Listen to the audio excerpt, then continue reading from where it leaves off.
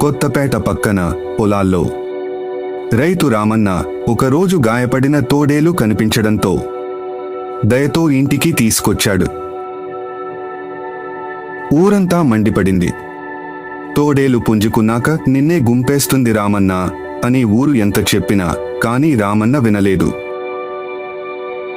ఒకరోజు తోడేలు పంటలను నాశనం చేస్తున్న కోతిని తరిమింది. ఉదయం ఊరు వాళ్లతో రైతు రామన్న నవ్వుతూ అన్నాడు, నమ్మకాన్ని పంచితే కాటుకైనా కాంతి వస్తుంది అని.